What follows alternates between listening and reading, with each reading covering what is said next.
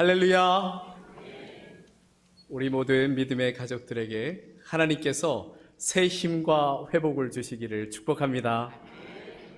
이 더위에도 건강하시기를 축복합니다. 오늘 본문 말씀 우리 다시 한번 함께 봉독하겠습니다. 함께 읽겠습니다. 하나님의 아들 예수 그리스도의 복음의 시작이라. 아멘. 사랑하는 성도 여러분, 바로 오늘 이 말씀이 우리에게 새로운 시대를 열어주고 있습니다. 신약 성경에는 4개의 복음서가 있습니다. 예수님의 출생에서부터 부활과 승천까지의 구원 역사를 담고 있습니다. 그런데 이 4개의 복음서는 각각 특색이 있습니다. 복음서의 저자는 삼위일체이신 하나님이십니다. 그런데 그 복음서를 받아 적은 기자들은 마태, 마가, 누가, 요한입니다. 하나님은 각각의 상황에 맞게 성서 기자들의 그 특징을 다 사용하셨습니다. 그래서 각각의 복음서는 동일한 복음을 전하고 있지만 그 시작은 다 다르고 특별합니다. 왜냐하면 각각의 복음서의 첫 시작에서 그 복음서의 특징들을 요약적으로 제시하고 있기 때문입니다. 마태복음을 먼저 볼까요? 마태복음은 1차적으로 유대인들을 주 독자로 하고 있었기 때문에 시작을 어떻게 시작합니까? 아브라함과 다윗으로부터 이어지는 긴 족보를 소개하므로 예수님께서 구약에서 이미 예언된 바로 그 메시아이심을 밝히면서 시작하고 있습니다. 누가복음은 이방인들을 주 독자로 하고 있었기에 모든 일의 근원에서부터 상세히 설명한다는 장중한 문체로 기록의 동기를 밝히며 시작하고 있습니다. 요한복음은 마지막에 쓰여진 복음서로서 당시 초대교회가 안과 밖으로 당하고 있는 이 영적 공격으로부터 막아내고 또 복음을 지켜내기 위해 당시 사용하고 있던 헬라적인 이 철학적 용어를 사용하면서 예수님의 신적 위상을 높이며 시작하고 있습니다. 그런데 마가복음은 다른 복음서에 비해서는 이 서론을 아주 간결하게 시작하고 있습니다. 마가복음의 시작이 바로 오늘 우리가 함께 읽었던 하나님의 아들 예수 그리스도의 복음의 시작이라 이것입니다. 이렇게 마가복음은 간결하지만 분명하고도 확실한 목적을 밝히며 복음서를 시작하고 있습니다. 마가복음은 1차적으로는 이 로마에 있는 그리스도인들이 처해 있는 어려움의 상황에 대한 이 목회적인 응답으로 기록되었습니다. 초대교회 전승에 따르면 이 마가복음은 로마에서 기록되었다라고 그렇게 보고 있습니다. 당시 로마 교회의 상황은 폭군 네로에 의한 대박해가 임박했거나 아니면 이미 시작된 상황이었습니다. 당시 로마에서는 이 총 14개의 구역 중에서 불과 4개 구역만이 온전할 정도로 도시 전체가 불길에 휩싸이는 대화재가 일어났습니다. 그 화재는 네로의 명령에 따른 방화였다는 소문이 급속도로 전파되고 있었는데요. 그러자 네로는 자신에게로 향하는 그 의심의 화살을 돌리기 위해서 그리스도인들이 이 방화를 저질렀다라고 누명을 씌워버립니다. 이로 인해 이전부터 조금씩 핍박을 받아오던 그리스도인들은 전례 없는 극심한 대박해에 직면하게 됩니다. 이렇게 당시 극심한 박해와 크나큰 시련 속에서 연약한 인간으로서는 당연히 흔들릴 수밖에 없는 로마의 성도들에게 그 믿음이 흔들리지 않고 오히려 견고히 설 수 있도록 하기 위해서 이 마가복음이 기록되었습니다. 하나님은 마가의 간결하고도 직설적인 그 표현 방식을 통해서 무엇을 증거하도록 하셨냐 하면 예수가 그리스도라는 사실과 예수가 하나님의 아들이라는 사실을 증거하였습니다. 이 마가복음의 제일 첫 번째 독자였던 로마인들은 구약의 예언에 관심이 많은 유대인들이나 혹은 철학에 관심이 많은 헬라인들과는 달리 행동에 유달리 관심이 많았습니다. 그래서 마가는 짧은 이 전체 본문이지만 그 속에 예수님께서 하신 많은 사역들, 그러한 이 로마인들의 성향을 고려해서 마가복음을 기록했습니다. 마가는 특히 오직 하나님만이 하실 수 있는 일들을 예수 그리스도께서 하신 것을 통해서 예수가 그리스도이시며 예수가 하나님의 아들이심을 증거하려 하였습니다. 예를 들어서 귀신을 명하여 쫓아내시고 천형, 즉 하늘의 징벌이라고 하는 그 나병을 고치시고 자연을 다스리시며 죽어가는 생명을 살리셨습니다. 그래서 마가복음을 행동의 복음이라고도 부릅니다.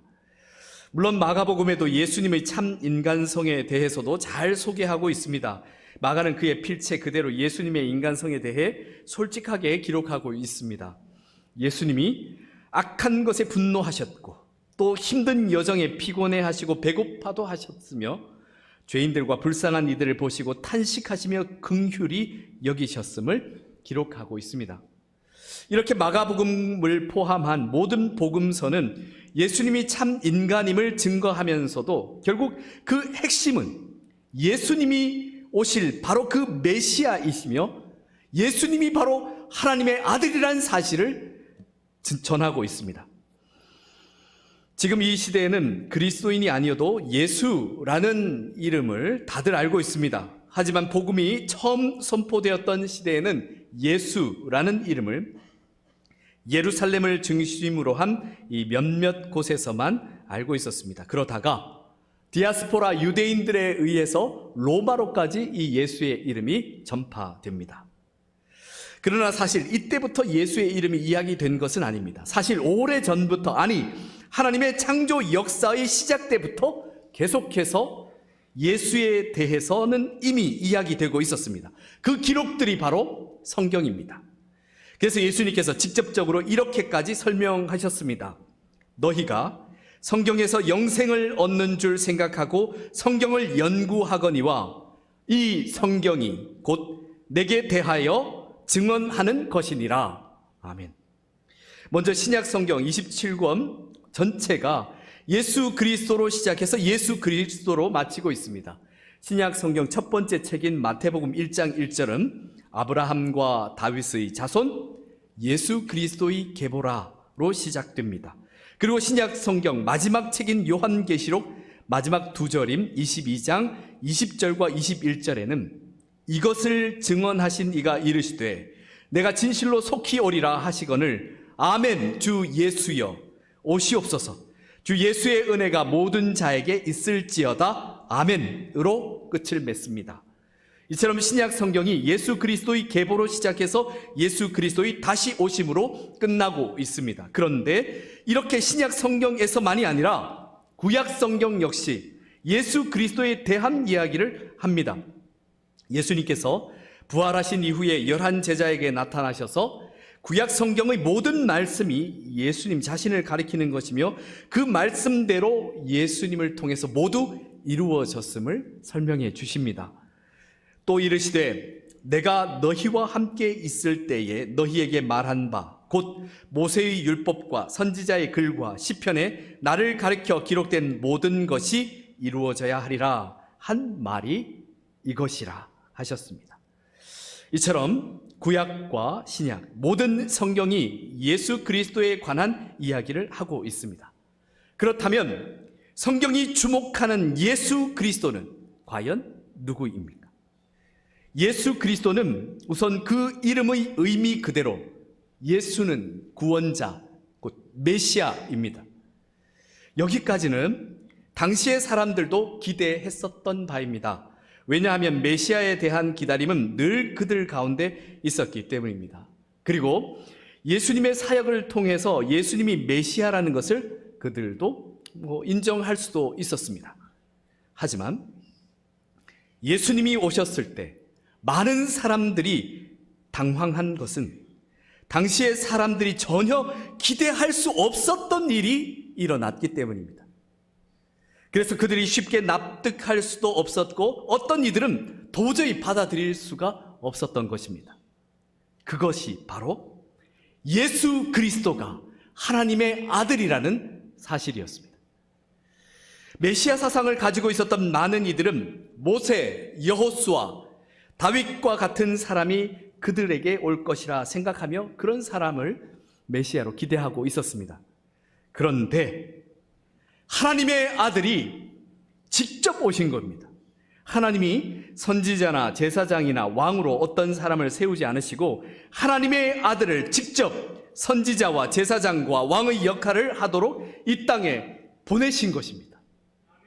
그래서 복음서를 잘 읽어보면 예수님이 체포될 당시에 군중들이 너무 급변하는 모습들을 우리가 볼 수 있습니다. 예수님의 예루살렘 입성 때만 하더라도 메시아에게 외치는 환호가 바로 호산나였습니다. 호산나, 호산나를 외치며 자신들의 겉옷을 벗어서 땅에 깔고 종려나무 가지를 흔들며 호산나를 외치던 그 군중들이 며칠 되지 않아서 예수 그리스도를 십자가에 못 박으라고 소리쳤습니다. 물론 이러한 군중들의 배신 뒤에는 유대 종교 지도자들의 계략이 있었지만 아무리 그렇다고 해도 군중 전체가 그렇게 순식간에 예수 그리스도에게 모두 다 등을 돌린 것은 좀 이상한 일입니다. 그런데 그 이유를 예수님의 신문 과정에서 우리는 찾아볼 수 있습니다. 대제사장이 이런저런 일들로 증인들을 세워가며 예수님에게 죄를 덮어 씌우려고 했습니다. 하지만 그렇게 세운 모든 증인들이 다 거짓이었음이 드러나게 됩니다. 그러자 대제사장이 궁지에 몰리게 됩니다. 그래서 대제사장 스스로 이런 질문을 예수님에게 합니다. 내가 하나님의 아들 그리스도냐? 라고 말입니다.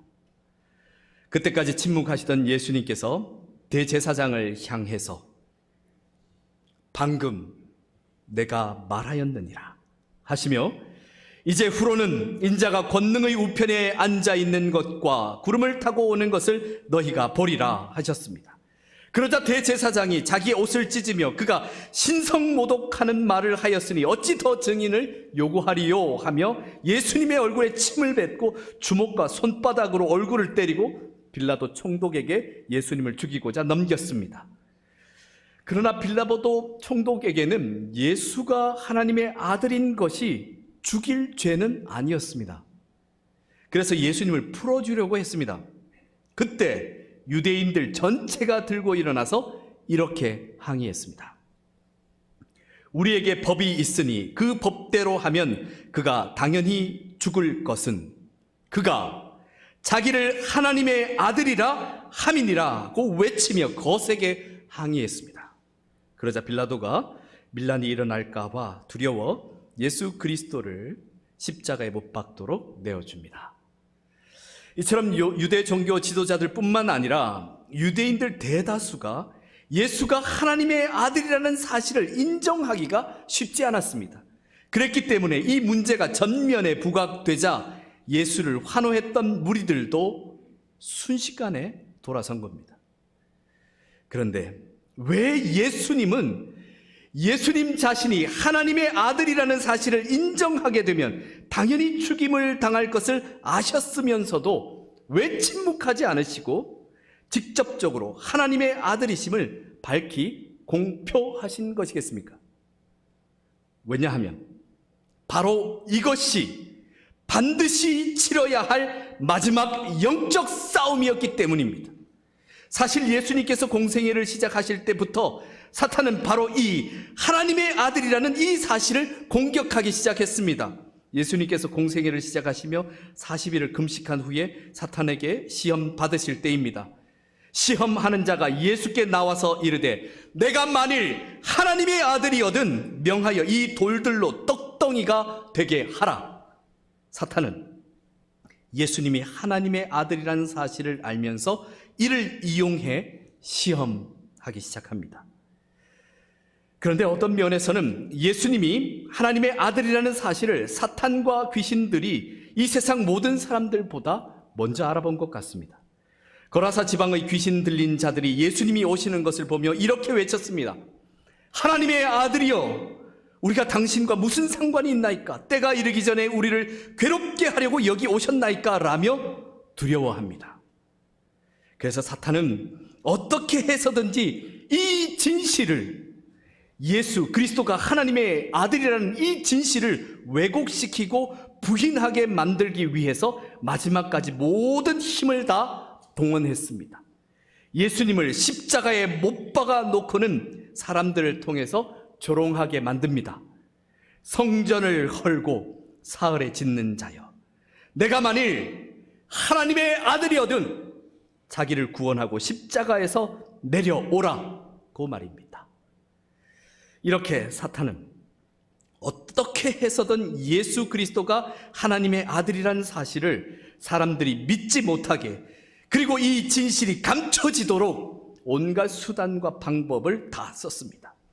왜냐하면 예수 그리스도가 하나님의 아들이라는 사실이 드러나는 순간 더 이상 사탄은 하나님과 인간 사이에 그 설 자리가 하나도 없어지기 때문입니다.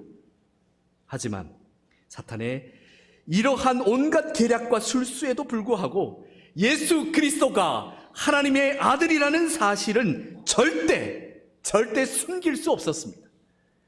모든 세계의 역사는 바로 예수 그리스도가 하나님의 아들이라는 이 사실에서 다시 재해석되며 출발하게 됩니다. 그래서 마가는 하나님의 아들 예수 그리스도 복음의 시작이라고 이렇게 선포한 것입니다. 예수가 그리스도이며 예수가 하나님의 아들이라는 사실은 예수님의 탄생 전부터 선포되었습니다. 천사 가브리엘이 마리아에게 수태고지를 하러 갔을 때 선포한 말입니다. 천사가 대답하여 이르되 성령이 내게 임하시고 지극히 높으신 이의 능력이 너를 덮으시리니 이러므로 나실 바 거룩한 이는 하나님의 아들이라 일컬어지리이다. 아멘. 그리고 예수님을 성령의 역사하심으로 진실하게 만나게 된 이들은 하나같이 다 이렇게 고백했습니다. 예수님을 빌립의 전도로 만나게 된 나다나엘의 고백입니다. 나다나엘이 대답하되 랍비여, 당신은 하나님의 아들이시요 당신은 이스라엘의 임금이로소이다. 그리고 예수님께서 제자들에게 예수님 자신을 누구라 생각하느냐 물으셨을 때 성령의 감동함을 받은 베드로는 이렇게 고백합니다. 시몬 베드로가 대답하여 이르되 주는 그리스도시요 살아계신 하나님의 아들이시니이다. 이렇게 예수님을 따랐던 사람들뿐만 아니라 예수님께서 조롱당하시고 십자가에서 피와 물을 다 쏟으시고 돌아가셨을 때 땅에 어둠이 임하고 땅이 흔들리며 성소 휘장이 위로부터 아래로까지 찢어져 둘이 되는 상황에서 십자가에 달리신 예수님을 바라보았던 그 백부장도 이렇게 고백합니다. 예수를 향하여 섰던 백부장이 그렇게 숨지심을 보고 이르되 이 사람은 진실로 하나님의 아들이었도다. 뿐만 아닙니다. 예수 그리스도이심을 믿는 이들은 그 즉시 예수 그리스도가 하나님의 아들이라는 사실을 믿을 뿐만 아니라 나아가서 전하게 되었습니다. 다메섹을 향해서 그리스도인들을 박해하기 위해 달려가던 그 당시의 이름 사울이었던 사도 바울은 부활하신 예수 그리스도를 만나고는 변화된 후 가장 먼저 뭐라고 전한지 아십니까? 사도행전의 기록을 함께 보겠습니다. 즉시로 각 회당에서 예수가 하나님의 아들이심을 전파하였다라고 되어 있습니다. 그렇습니다. 사랑하는 성도 여러분, 계속해서 성경은 우리에게 한결같이 말하고 있습니다. 예수는 그리스도시요 하나님의 아들이십니다 라고 말입니다. 그래서 맨 마지막에 기록된 복음서인 요한복음에서는 아예 이 복음서의 기록 목적을 이렇게 밝히고 있습니다. 오직 이것을 기록함은 너희로 예수께서 하나님의 아들 그리스도이심을 믿게 하려 함이요 또 너희로 믿고 그 이름을 힘입어 생명을 얻게 하려 함이니라. 아멘.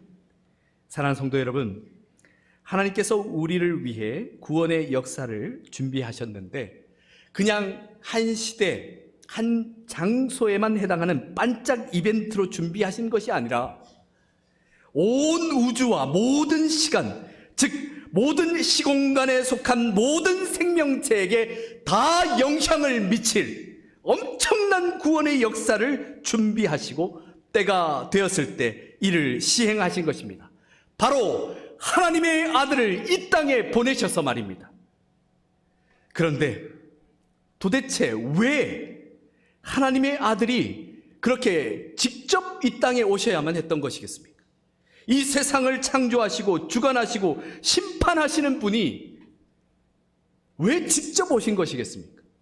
왜 이 피조 세계 속으로, 이 땅의 역사 속으로 직접 오신 것이겠습니까? 이유는 너무나 분명합니다. 오직 하나님의 아들만이 할 수 있는 것을 하기 위해서 이 땅에 직접 하나님의 아들을 보내신 것입니다. 그렇다면 오직 하나님의 아들을 통해서만 할 수 있는 것, 그것은 무엇이겠습니까? 그것은 하나님의 아들을 통한 하나님의 자기 계시입니다. 즉 하나님이 하나님의 아들을 통해 자기를 드러내고 나타내 보이신 것입니다. 이는 이 세상 그 어떤 존재도 이것을 대신할 수가 없습니다. 이 세상 그 어떤 존재가, 그 어떤 무엇이 전지전능하시고 무소부재하신 하나님을 계시할 수 있겠습니까? 이는 오직 하나님과 태초부터 함께 하셨고 영원까지 함께 하시는 하나님의 아들만이 이를 할 수 있는 것입니다. 예를 들어서 여기에 잔이 있습니다. 이 잔에는 아무리 채우고 싶어도 이 잔 밖에는 물을 채울 수가 없습니다. 그런데 하늘에서 폭포수처럼 쏟아지는 소낙비를 이 잔으로 다 받아낼 수 있겠습니까? 이 세상 그 어떤 그릇으로도 그것을 다 받아낼 수가 없습니다. 그와 마찬가지로 이 세상 그 무엇도 하나님을 완벽하게 담아내고 계시할 수는 없습니다. 오직 하나님의 아들만이 하나님을 완벽하게 드러낼 수 있습니다. 예수님께서 그래서 이런 말씀을 하십니다.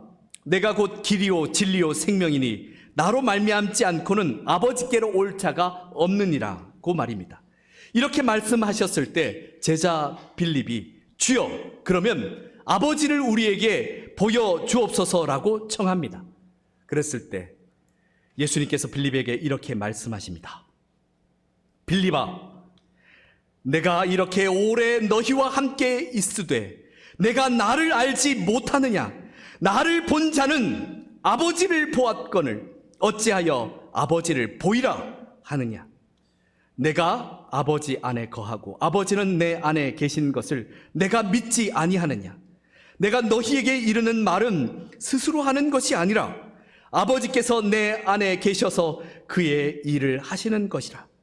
내가 아버지 안에 거하고 아버지께서 내 안에 계심을 믿으라. 그렇지 못하겠거든 행하는 그 일로 말미암아 나를 믿으라. 세계적인 석학이자 튜빙엔 대학과 민스터 대학에서 조직신학 교수로 봉직했던 미하엘 벨커 교수는 하나님이 예수 그리스도 안에서 자신을 계시했다는 것을 강조하고 있습니다.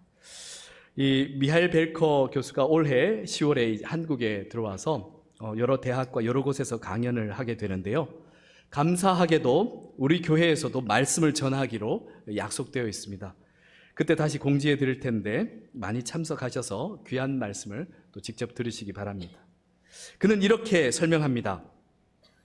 예수 그리스도 안에서 이루어진 하나님의 자기 계시를 통해 하나님은 사람들에게 전적으로 가까이 오시려고 하며 사람들의 신앙과 신뢰를 일깨우며 사람들의 개별적인 삶과 공동적인 삶의 방향과 모양과 토대를 제공해주며 또한 사람들이 하나님과 영원한 교제를 할 수 있게 하려 한다라고 말입니다.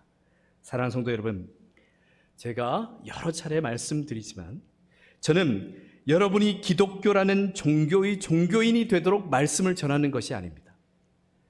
정말 이 세상의 진리가 무엇인지 바로 깨닫기를 바라는 간절한 마음으로 말씀을 전하고 있습니다. 하나님은 왜 하나님의 아들을 통해서 자기 계시라는 이 모든 차원을 넘어선 엄청난 역사를 감행하신 것이겠습니까? 그것은 하나님이 저와 여러분을 우리를 사랑하시기 때문입니다. 모든 장소와 시대를 뛰어넘어서 우리에게 가까이 하기 위하여 예수 그리스도를 통해서 하나님 자신을 계시하시고 이 땅에 참된 진리를 알리셔서 이 구원 역사를 완벽하게 완성하기 위해서입니다. 사랑하는 성도 여러분, 이 자리에 대통령님이 오셨습니다 라고 말했을 때 여러분 어떻습니까? 그런데 이 땅의 통치자들과 비교될 수도 없는 하나님의 아들 예수 그리스도께서 이곳에 함께하고 계십니다. 이 얼마나 놀라운 은혜입니까? 그것도 저와 여러분의 모든 죄를 이 땅에 오신 하나님의 아들이 다 대신해서 지시고 십자가에서 죽으셨습니다. 뿐만 아니라 다시 살아나셔서 영원한 생명의 길까지 활짝 열어놓으셨습니다. 이보다 큰 사랑이 있을 수 있겠습니까? 저와 여러분 앞에는 바로 이러한 놀라운 은혜와 사랑이 있습니다. 어떻게 하시겠습니까? 요한복음 3장 17절에서 18절을 통해 하나님의 뜻을 우리에게 전하고 있습니다. 하나님이 그 아들을 세상에 보내신 것은 세상을 심판하려 하심이 아니요 그로 말미암아 세상이 구원을 받게 하려 하심이라. 그를 믿는 자는 심판을 받지 아니하는 것이요 믿지 아니하는 자는 하나님의 독생자의 이름을 믿지 아니하므로 벌써 심판을 받은 것이니라. 아멘. 주님께서 사랑하신 성도 여러분, 우리가 진실로 우리 주 예수 그리스도 하나님의 아들을 확실히 믿는 믿음으로 살아갈 때 우리는 사망에서 생명으로 옮겨진 삶을 이 땅에서도 매일매일 살아가게 될 줄 믿습니다. 그러한 복된 삶을 살아가시길 축복합니다. 함께 기도드리겠습니다. 하나님의 아들 예수 그리스도를 통하여 모든 것을 다 나타내신 하나님, 우리가 예수 그리스도를 통하여 하나님의 뜻을 확실히 깨닫기를 원합니다. 하나님께서 우리를 사랑하셔서 이 땅, 이 역사 가운데 이루신 그 놀라운 구원의 역사에 우리 모두 참여하게 하옵소서. 그래서 날마다 이 땅의 삶이 참된 평안과 자유와 기쁨이 가득한 하나님의 나라 되게 하옵소서. 우리를 구원하시고자 이 땅에 직접 오신 하나님의 아들 예수 그리스도 이름으로 기도드립니다.